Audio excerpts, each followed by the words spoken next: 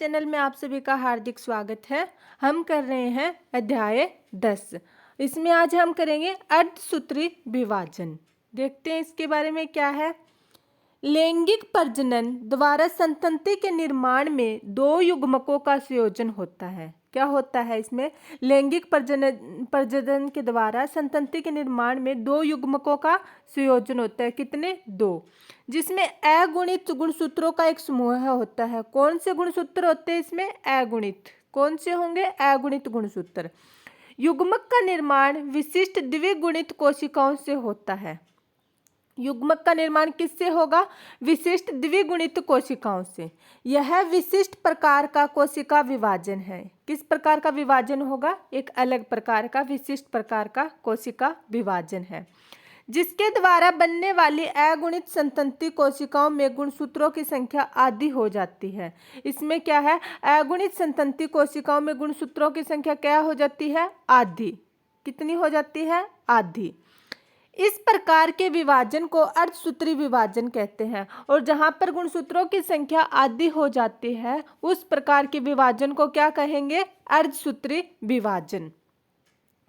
लैंगिक जनन करने वाले जीवधारियों की जीवन चक्र में अर्धसूत्री विभाजन द्वारा अगुणित अवस्था उत्पन्न होती है एवं निषेचन द्वारा द्विगुणित अवस्था पुनः स्थापित होती है। पादपों एवं प्राणियों में युग्मक जनन के दौरान अर्धसूत्री विभाजन होता है, जिसके परिणाम स्वरूप अगुणित युग्मक उत्पन्न होते हैं। अर्धसूत्री विभाजन की कुछ मुख्य विशेषताएं निम्नवत हैं। इन विशेषताओं को देखते हैं।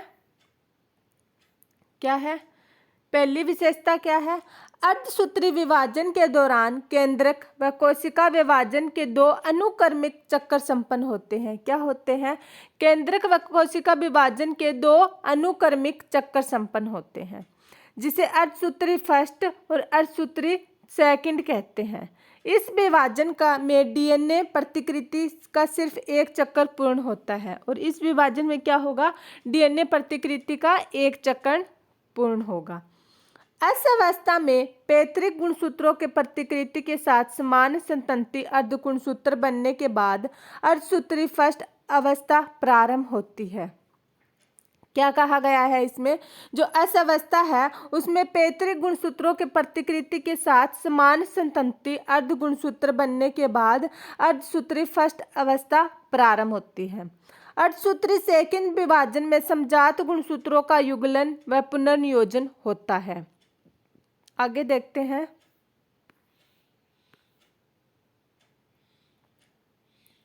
अर्धसूत्री सेकंड के अंत में 4 अगुणित कोशिकाएं बनती है। कितनी? 4 अगुणित कोशिकाएं बनती हैं। अर्धसूत्री विभाजन को निम्नवत अवस्थाओं में वर्गीकृत किया गया है। देखते हैं अर्धसूत्री अवस्था फर्स्ट और सेकंड। पूर्वावस्था फर्स्ट, पूर्वावस्था सेकंड। इसमें मध्यावस्था फर्स्ट, मध्यावस्था इसमें सेकंड हो गई। पश्चावस्था फर्स्ट, इसमें पश्चावस्था सेकंड। और इसमें अंत्यावस्था फर्स्ट और इसमें अंत्यावस्था सेकंड। मतलब फर्स्ट में क्या आएंगे? फर्स्ट अवस्था आएंगे और सेकंड में सेकंड अवस्था। अब हम अर्धसूत्री विभाजन को देखते हैं। सबसे पहले फर्स्ट को देखते हैं। अर्धसूत्री विभाजन फर्स्ट एक, पूर्वावस्था एक। इसमें सारी अवस्थाएं क्या होंगी? एक होंगी। अर्धसूत्री विभाजन फर्स्ट की पूर्वावस्था की तुलना समसूत्री विभाजन की पूर्वावस्था से की जाए तो अधिक लंबी व जटिल होती है। समसूत्री विभाजन की कंपेयर में ये क्या होगी? अधिक लंबी व जटिल होगी। गुणसूत्रों के व्यवहार के आधार पर इसे 5 पारावस्थाओं में उपविभाजित किया गया है। वो 5 पारावस्थाएं कौन सी है जिन्हें इन्हें उपविभाजित किया गया है? सबसे पहली है तनुपट लेप्टोटीन, सेकंड है युग्मपट जाइगोटीन, थर्ड है स्थूलपट पैक्टीन, फोर्थ है द्विपट डिप्लोटीन एंड लास्ट और फिफ्थ है पारगतिक्रम डायोकाइनेसिस। एक बार फिर से ये 5 अवस्थाएं पढ़ लेते हैं, आपको नाम जानने पहचानने लगेंगे। तनुपट लेप्टोटीन, मेरे साथ साथ बोलिएगा। तनुपट लेप्टोटीन, युग्मपट जाइगोटीन, स्थूलपट पैक्टीन, द्विपट डिप्लोटीन, पारगतिक्रम डायोकाइनेसिस। एक बार फिर से रिपीट कर लीजिएगा, याद हो जाएंगे। तनुपट लेप्टोटीन, युग्मपट जाइगोटीन, स्थूलपट पैक्टीन, द्विपट डिप्लोटीन, पारगतिक्रम डायोकाइनेसिस। आगे देखते हैं। साधारण सूक्ष्मदर्शी द्वारा देखने पर तनुपट, जिसे लैप्टोटिन कहते हैं, अवस्था के दौरान गुणसूत्र धीरे धीरे स्पष्ट दिखाई देने लगते हैं। क्या होता है तनुपट में? गुणसूत्र हमें स्पष्ट दिखाई देने लगते हैं सूक्ष्मदर्शी की सहायता से। गुणसूत्र का सहनन कॉम्प्लेक्शन पूरी तनुपट अवस्था के दौरान जारी रहता है। इसके उपरांत पूर्वावस्था एक का द्वितीय चरण प्रारंभ होता है, जिसे युग्मपटम कहते हैं। मतलब एक अवस्था खत्म होगी तो दूसरी अवस्था शुरू होने लगी जाएगी, तो उस प्रक्रिया को दूसरी अवस्था इसमें क्या आएगी? युग्मपट। इस अवस्था के दौरान गुणसूत्र का आपस में युग्मन प्रारंभ हो जाता है और इस प्रकार संबंधता को सूत्र युग्मन कहते हैं। अब युग्मपटम है तो हमें पता है दो युग्मकों का मेल होगा, आपस में गुणसूत्रों का युग्मन होगा और इसको हम इस प्रकार के संबंध को क्या कहेंगे? सूत्र युग्मन कहेंगे। आगे देखते हैं सेकंड अवस्था युग्मपटम जाइगोटिन कहते हैं, जिसे इस प्रकार के गुणसूत्रों के युग्मकों को समजात गुणसूत्र कहते हैं। क्या कहेंगे? समजात गुणसूत्र। इस अवस्था का इलेक्ट्रॉन सूक्ष्मलेखी यह दर्शाता है कि गुणसूत्र सूत्र युग्मन के साथ एक जटिल संरचना का निर्माण होता है, जिसे सिनेप्टोनिमल सम्मिश्र कहते हैं। इस सम्मिश्र का निर्माण एक जोड़ी सूत्र युग्मित समजात गुणसूत्रों द्वारा होता है। उसे युगली, बाइवेलेंट अथवा चतुष्क टेट्राइड कहते हैं। यद्यपि ये अगली अवस्था में अधिक स्पष्ट दिखाई देते हैं। पूर्वावस्था फर्स्ट की उपयुक्त दोनों अवस्थाएं स्थूलपट अवस्था से अपेक्षाकृत कम अवधि की होती है। इस अवस्था के दौरान युगली गुणसूत्र चतुष्क के रूप में अधिक स्पष्ट दिखाई देने लगते हैं। आगे देखते हैं। इस अवस्था में पुनर्योजन ग्रंथिकाएं दिखाई देने लगती है, जहां पर एक समजात गुणसूत्रों के असंतति अर्ध गुणसूत्रों के बीच विनिमय क्रॉसिंग ओवर होता है। विनिमय दो समजात गुणसूत्रों के बीच आनुवंशिक पदार्थों के आदान प्रदान के कारण होता है। विनिमय एंजाइम द्वारा नियंत्रित प्रक्रिया है। वह जो एंजाइम इस प्रक्रिया में भाग लेता है उसे रिकम्बिनेज कहते हैं। क्या कहेंगे उसे? रिकम्बिनेज। दो गुणसूत्रों में आनुवंशिक पदार्थ का पुनर्योजन जीन विनिमय द्वारा आकर्षक होता है। समजात गुणसूत्रों के बीच पुनर्योजन स्थूलपट अवस्था के अंत तक पूर्ण हो जाता है, जिसके परिणाम स्वरूप विनिमय स्थल पर गुणसूत्र जुड़े हुए दिखाई देते हैं। आगे की अवस्था है द्विपटिया डिप्लोटीन। कौन सी अवस्था आगे? द्विपटिया डिप्लोटीन के प्रारंभ में सिनेप्टिमल सम्मिश्र का विघटन हो जाता है। किसका होगा? सिनेप्टिमल सम्मिश्र का विघटन होगा और युगली के समजात गुणसूत्र विनिमय बिंदु के अतिरिक्त एक दूसरे से अलग होने लगते हैं। आगे देखते हैं। ये इसमें डायग्राम दिखा रखा है, पहले ये पढ़ के फिर डायग्राम देखेंगे हम।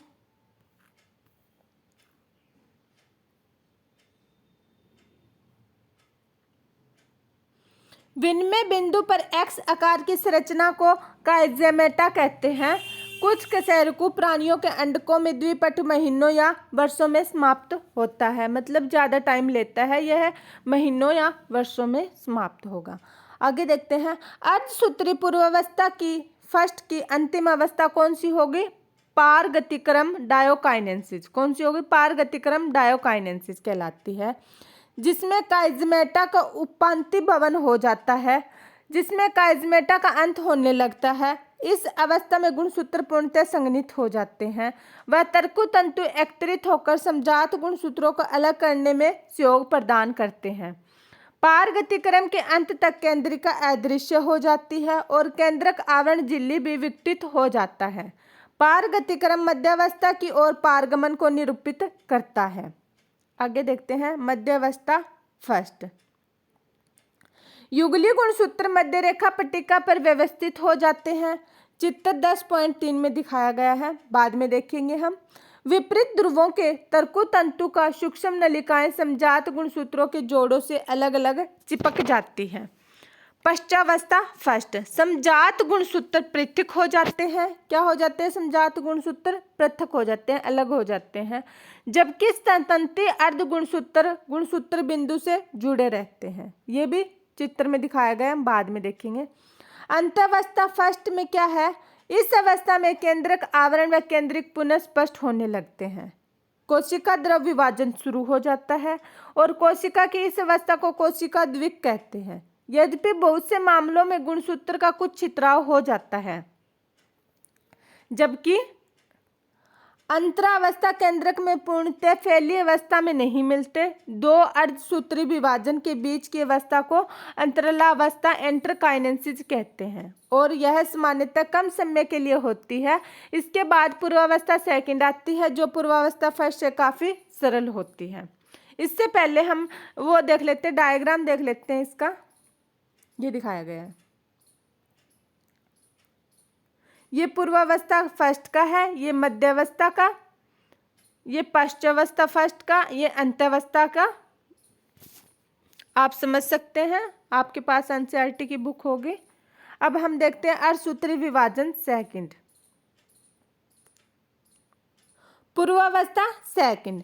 अर्धसूत्री विभाजन सेकंड गुणसूत्र के पूर्ण लंबा होने के पहले व कोशिका द्रव विभाजन के तत्काल बाद प्रारंभ होता है। अर्धसूत्री विभाजन फर्स्ट के विपरीत अर्धसूत्री विभाजन सेकंड सामान्य सूत्री विभाजन के समान होता है। पूर्वावस्था सेकंड के अंत तक केंद्रक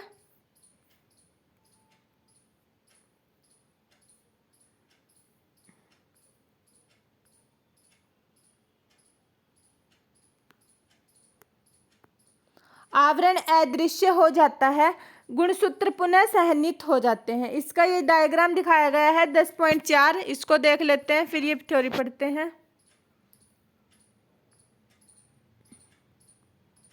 ये पूर्वावस्था सेकंड की अवस्थाएं दिखाई गई है, यहाँ पर मध्यावस्था की स्थिति दिखाई गई है, यहाँ पर पश्चावस्था की और लास्ट में अंत्यावस्था की स्थिति दिखाई गई है। इसके बाद में हम थ्योरी देखते हैं।